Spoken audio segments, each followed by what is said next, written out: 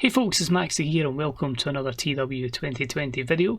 You join us for our latest All Elite Wrestling pay-per-view, AEW Respect. It's going to be an interesting event, I'm looking forward to it. I had a massive temptation to put a lot of money in towards a celebrity and a band and more into a special set.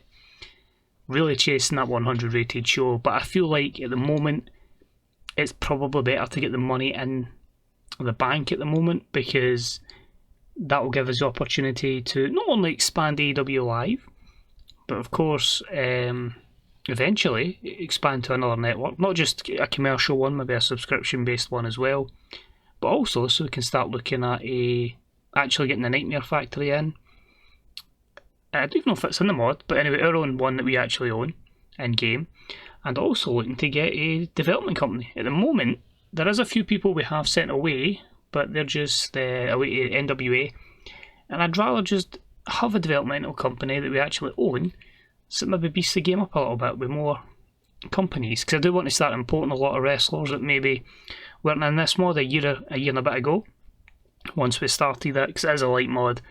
As I say, the amount of workers I can bring in from Real Wrestling Chronicles or from the Who's databases, or especially the Who's, is just so many. The likes of, you've probably noticed already, bringing in Anna Jay, bringing in Will Hobbs, and there's a few more you'll notice in the upcoming weeks that we've added in that will be making their way to AEW. They are legit AEW wrestlers, that's why we will be expanding the roster to crazy depths even, just to bring those people in. But looking forward to it. We are just broadcasting on Dish Mexico, Dish Network and Star Choice, which means pay-per-view exclusively in the US, Canada and Mexico, so that's the only places we'll make gains.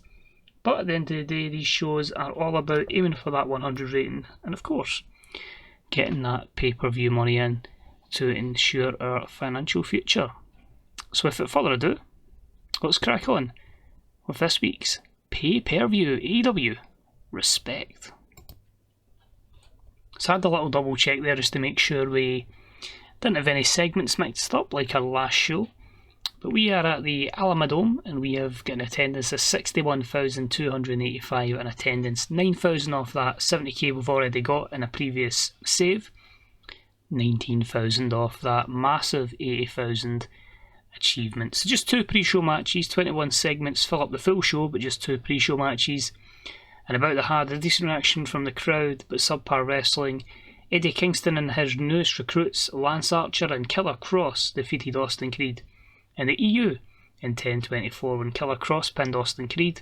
A 68 here, really hoping that putting them with Lance Archer and Killer Cross can get Eddie over. And again, the defeat for Miro, Claudio and Austin will have them looking to get that friend of Austin in the door of AEW. We also had the Tag Team Championships on the line in the Women's Division. An abysmal pre-show matchup saw Abaddon and Priscilla Kelly get the win over Team Kick in 11:39 when Abaddon pinned Evie, giving them their second defence of the championships. 52, and you can see here both teams pretty balanced in terms of performance. So the buy-in is done, the event starts, and only an 86, so that's a wee bit of worry. We don't have our 100 off the bat, but it is John Moxley, La Sombra, Kenny Omega and Cody Rhodes all talking about their upcoming chances in 2 of our main matches tonight. The Moxley and La Sombra Almas feud's been ongoing since La Sombra debuted, and it just documents the actions that La Sombra has taken, and Moxley saying that he will not be the man that La Sombra makes a name off of. Kenny Omega, Cody, that feud's been ongoing for a good wee while. Obviously there's a bit more to that because of being on Lightning and Dynamite, but is it the time for the best bout machine to become the AEW World Champion? So we hype up the show, 86, as we get ready for some action, which is our opener was tag team action and a good matchup that saw Chuck Taylor and Orange Cassidy of Best Friends defeat Sammy Guevara and Jake Hager in 11:34 when Orange Cassidy pinned Jake Hager with a fast roll-up. In terms of in-ring work, Sammy Guevara was head and shoulders above the rest, and Chucky T was the weak link. 69 in total. Sammy by 95, he's obviously way over in this mod and his performance was good. The reason it only gets a 69, I think, is purely because of Chucky T. Even Hager was reluctant to have Cassidy pin him, so we had to make Hager look strong, but I think if you take Chuck Taylor's pop out of this one, Orange Cassidy goes over both guys. I'm pretty sure Sammy was quite happy to do the job normally, but it continues the feud here that best friends get one up on two members of the Inner Circle, of course, later tonight, Santana and Ortiz in that Tag Team Championship matchup. We then had the Trios Championships on the line, and it was a decent matchup that saw the New Age Horsemen, Ace Austin, AJ Styles and Pete Dunne, defeat the British Empire, Will Ospreay, Trent Seven and Tyler Bate in 13:42 when Pete Dunne pinned Trent Seven with the bitter end. Ace Austin, AJ and Pete win the Trios Championships. Will Ospreay was head and shoulders above the rest. Quite a short title reign, admittedly, for the British Empire, but I felt like sometimes you need to have transitional champions, and the New Age Horsemen are going to be a very dominant group, so the fact that we get three of them in with some title belts also means I can work on having AJ get over without really performing too much, because Pete Dunne and Ace Austin can carry the workload. But an 80's outstanding, and you can see there AJ and Trent Seven, the 2 weak links there, just purely probably because of age. Moving on, we had the AEW Women's Championship on the line, and it was a poor matchup that saw Mercedes Varnado defend it and defeat Chris Statlander and Toni Storm in 13:16 when Mercedes Varnado submitted Toni Storm with a bank statement after blatantly cheating. This was her first defence of the championship, so she defeats the former champion Toni Storm. Chris Statlander's unlucky in this instance, and it's a 63 rated matchup. What you'll notice though is at the ending, because it doesn't put it in the text, was the finish saw Peter Avalon distract Chris Statlander. So what does Peter Avalon have to do with all of this? That will be unfurled in a couple of weeks, but a 63 regardless. And a segment after, she doesn't really hit on him, but she kind of accepts what Peter Avalon's done, and Peter Avalon walks away with the Fashion Empire. So what does that mean for Peter Avalon? So a 39. More on that as the episodes of Lightning develop down the line. We have an elaborate entrance for Shinsuke Nakamura, because you can't have a Nakamura entrance be bland. We need this man to have the crowd going wild, which he does in this 75 rated hype segment. And he defeats Hangman in the matchup, superb matchup, as he wins in 1956 with a Samoan driver. A 78, same as what Hangman done with Samoa Joe, just puts him over. Hangman's obviously way over, he's one of our main guys, but I don't need him in a title picture, and I'm kind of utilising, you've probably noticed, I'm utilising a lot of people to get people not to the main event scene, but to get them into that 70-80 overs bracket, so we pretty much have a very solid upper mid card, so then I can start dipping people into that, and then dipping people into the main event and taking them back out, so it can be really strong. I felt like that was a missing gap we had, was that 65 to 80 overness that was really Darby Allin, and that was it, and he's obviously exceeded that now. A 78 matchup, as I say, purely because Hangman had to be kept strong. But apart from that, you keep him strong, he's happy to do the duty of putting Shinsuke over, and we will make this man an absolute rock star that he truly is. Moving along, we had a good matchup for the TNT Championship as Prince Devitt defeated Brian Cage in 14:24 with a double knee gutbuster. Prince Devitt makes defence number 2 of the AEW title. TNT title, sorry. 81, fantastic. This feels as one of Cage's biggest opportunities as a solo act in this save. So the fact that him and Devitt were able to put on a good matchup, 86 and 71, steal the show, but the reign of the Prince has only just begun. And of course, remember, by the way, under 15 minutes, so that match would be limited as well. And after the matchup, Brian Cage gets really pissed off, so he decides, I'm going to beat up Prince Devitt. So he absolutely throws him about the place. The champion is absolutely done in before Samoa Joe, of course the man that was defeated by Brian Cage, makes the save and he chases Brian Cage off. 84. We're going to have a hype package for our matchup with Moxley and Sombra. That match is coming up next, just really getting that one over. That's the 73. And their matchup was a superb matchup that saw Sombra defeat Jon Moxley in 14-10 by pinfall with a handful of the tights. The 76 seems poor and seems like very anticlimactic. Again, the difference in overness was far too big that we had to obviously keep Jon Moxley strong. But it's that way.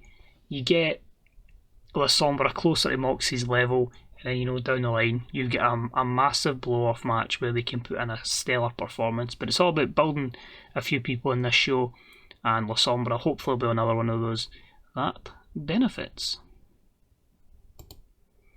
Moving on, promo from Santana and Ortiz. They just talk about how they feel like they've been screwed out of the championships by Mick Foley, and in tonight's ladder match they are going to do all they can to get those championships back from the Lucha Brothers. Of course, that is a fatal four-way match. Lucha Brothers, Young Bucks, Santana and Ortiz, and Kyle O'Reilly and Roderick Strong, Undisputed Honor.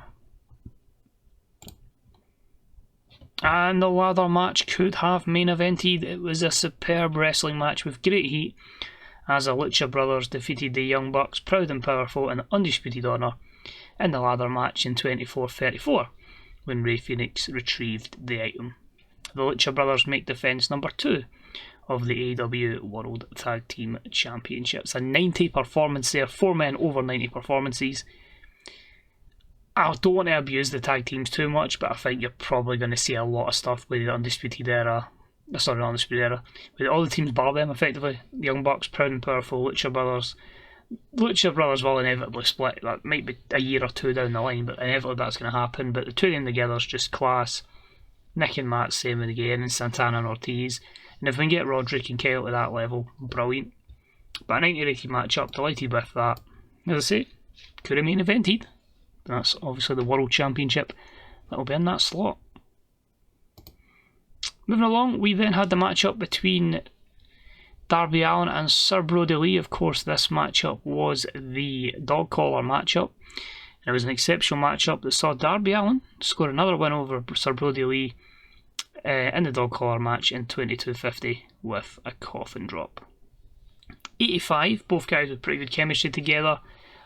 Suffers from a lack of psychology, but it just shows if these guys had the psychology attribute between them, probably looking easily in the 90s. But good to see that the stipulation match does well. 85 probably exceeds expectations, and Darby's a gimmick that's getting stale. But that's good, we'll alter that, and truthfully that'll probably be the end of that programme. Both guys will move on to new things. And of Chris Jericho hyping the matchup with MJF, of course it's 3v4, but we're hearing rumours that Chris Jericho has a 4th man in. Confirmed. But the 82 is just Chris saying about how this should be him and MJF, how MJF and the Uprising are trying to take advantage of acts like the Jurassic Express, and as Jericho says, he sees a lot of future in Jungle Boy and Luchasaurus, hell even that little idiot Marco stunt. But he says it's a shame they all get injured, but it's time for him to unveil the 4th man in their team, the man that's going to be the heart and soul of the team. Gives it away. Welcome to AEW, Johnny Gargano. Again, someone I felt like would fit the product, as I did say as well that realism is going out the window very, very quickly. But yep, newest signing is Johnny Gargano. So 79, Jericho was good, Gargano performed poorly, but his new cocky gimmick got the initial rating of great. And that gave us an 8-man tag, which also was a 79. As in a decent matchup, Chris Jericho, Johnny Gargano and the Jurassic Express defeat the Uprising, MJF, Wardlow, Mark Quinn and Ricky Starks in 1744 when Jungle Boy got the win over Ricky Starks. So obvious to see who I'm pushing here. But yeah, Gargano's not the most over. In fact, none of the guys we've really signed are over, so we have to kind of get them over in AEW. So I don't know what WWE have been doing. I haven't really been paying attention to who's champions or whatever. I'm just like, oh, I think they'd fit my product. They're pretty good. Let's bring them in. Jericho by 94. MJF by 95. Not bad, by the way, for Chris Jericho being, like 50 in game. So delighted there, but yeah, utilising Chris, his experience to try and help the younger talents as well. And yeah, babyfaces pick up the win. MJF I'm kind of hesitant to touch as well because of that social media storm, so keep an eye on that. Leads us to our main event of the evening for the AEW World Championship. We have a hype package for it between Kenny and Cody, which is an 81. Remember as well, our highest promo is only an 86, so this match needs to deliver, or we could be looking poor. Well, and it's an 88. A bit lower than I expected, which is a bit disappointing. I genuinely thought we could target the 100 there. An exceptional matchup. Cody Rhodes defeats Kenny Omega in 42-27 by pinfall with a beautiful disaster. During the matchup, we had AJ Styles come in and attack Kenny Omega. So the numbers game has the advantage here. Cody defends the championship for the New Age Horsemen. Let's have a wee look at the dirt sheet. What was our negatives? Cody's low morale, Cody's poor gimmick, and the low experience of the announce team. And we finish the show with the rest of the boys jumping in. So Kenny then gets the beatdown from not just Cody, not just AJ Styles, but Ace Austin, Pete Dunne, 4-on-1, and the New Age Horsemen finish the show standing tall above Kenny Omega. So 76, Kenny was a star.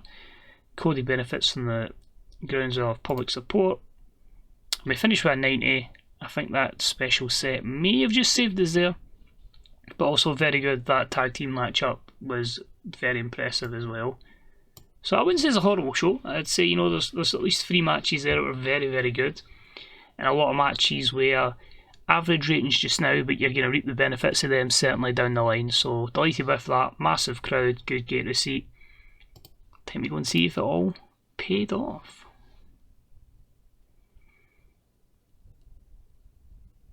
And the annoying thing is I can't even go into... Did I give the spoiler away who's going to sign? That's the thing. Oh, that's another thing. Just because I see Shayna Baszler claims a belt. Shayna's retiring in 3 months' time. So, yeah, that puts pay to that great faction idea I had for her. Not ideal. Incoming for WWE, SmackDown and Raw's got a lot of new deals. Expanding their audience, so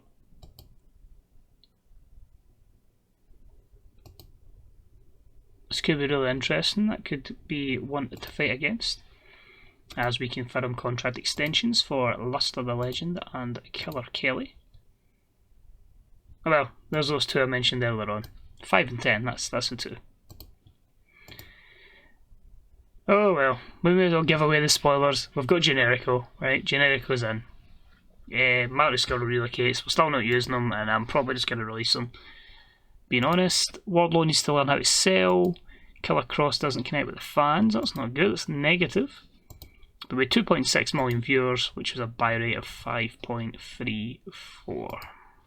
Most importantly, the performance is 4 million. No, the performance is good. I'm like, have we only made 4 million forgetting I've already spent 8 million on the media side of things, so that's probably looking at a good month. Pay-per-view revenue is just down. Ticket sales is up by 1 mil, so that's really good. Ticket sales might be really good next month as well, because we'll come back to that. Broadcast revenue, sponsorships way up. Merchandise, obviously our merchandise level went up, so that's nearly doubled. So it's only 2% of the new level, but we'll get there slowly but surely. But that's a massive gain. We can really look at that fondly, which is good to see. And obviously big losses, worker costs, media and production. Doesn't mean we'll probably get taxed because we are actually in profit this month, but yeah, generally a pretty good month. So what I was going to say about the ticket sales is we will have 2 shows that are going to be events. One on pay-per-view, which will be the AEW Tag Team Spectacular, and one on the AEW Live Network, which will be, or on the commercial channel, which will be AEW versus New Japan. Now, what I'm going to do is, over the 2 weeks, we'll just be having normal on the road to that event at the end of the month, plus to Double or Nothing the month after. I will work over the next couple of weeks in-game, just to bring in people on loan from New Japan, but it will be the one and only appearance when they're on that show. I can't get everybody, they won't loan me Okada, so that's not going to happen, but everybody else should be in Might get some dream matches, might get some matches you're just like, eh? But it is what it is. We'll see who we get. Right, on to the roster. Who is making the pop gains and the pop losses? Well, actually, really what I want to do is a few checks here. So, Jericho, just to give you an idea, is only 58 over. So we're going to have to work a lot to get him over. Nakamura is up to 74, which is good. So if you look at his popularity before he joined, nowhere. Absolutely nowhere. So we've done well to get Shin right up there, which is good to see. Mercedes, did she really gain? She's not really gaining. There's nobody else at that level, which is the problem. Probably Saraya, so we might need to look to try and get that Mercedes Saraya program very, very quickly. But I just want to go to major stars. Jericho, great, 96 over. Cody, World Championship material, that's why he's World Champ. Darby Allin, bit all over the place, but some places really like him. Hangman can keep losing and still be effectively The Rock in overness. Moxley, still in the high 90s. Kenny, not bad. Maybe just needs that one big win. Matt Jackson, pretty decent in America. I'm already worrying about America because that's where most are on their shows at the moment. MJF, superstar. Nick Jackson, good position. Pac, very over. Pentagon, him and Ray Phoenix have got over like mad. Ray Phoenix is even more over. Devitt, just off the brink of that, so you could probably drop the title now and be going for that World Championship. Sammy, Chris Jericho made him into an absolute star. Like, that push was just Chris Jericho done that, so kudos to Jericho. And Sir Brody Lee as well, exceptional. Especially as someone that, obviously because of the passing of him, I just wanted to utilise him the way that everybody's said he's been, which has been just tremendous to everyone and a really helpful guy. So the plan is here is always just to use him as someone that's going to help work with Anna Jay, is going to eventually help work with 5 and 10 and all the younger talents. That's the plan. Because it's all that everyone just speaks about what an absolute gentleman of a guy he was and was so helpful. Stars, just a couple I want to look at. You can see there with Cage, it's just a wee bit over. Jacob Fatu, Foley's get over, just by doing promos, which is mad. So considering I only use Mick Foley just to do promos and kind of make matches, yeah, Mick's got over just by being in the ring with Kenny and Cody. It's mad. One more match, Mick. Orange Cassidy, mid 75s is good. Same with Santana and Ortiz are just below. But the other one was Samoa Joe. So you can see that Hangman is slowly but surely getting him and Nakamura to that main event. Because obviously the problem with Joe and Nakamura, 42 and 42 years of age, and we do need a younger roster. We do need some vets with psychology. I click on Joe, who's got 70, to get up there as well. Ospreay's like ridiculous over as well, but that was purely because of New Japan. But I saw he was available. I'm like, yeah, we'll bring him in. Because it was good for him to put people over, but now we can utilise him to win. Since he is mostly available because we are a fairly over company. So just to confirm, events and TV, you can see there AEW Global Wars and AEW Have a Nice Day, so that's the one that will get changed. And then after that, on the road to Double or Nothing, of course, Global Wars, completely stolen from the buyout of Rev Pro. So thank you very much for tuning in. Hope you enjoyed today's show. I shall see you for the next episode, which will be a Dynamite. And until next time, let me know what you think of potential AEW versus New Japan matches, and let's see if any of them come true. Good day, good night. See you later. Bye bye.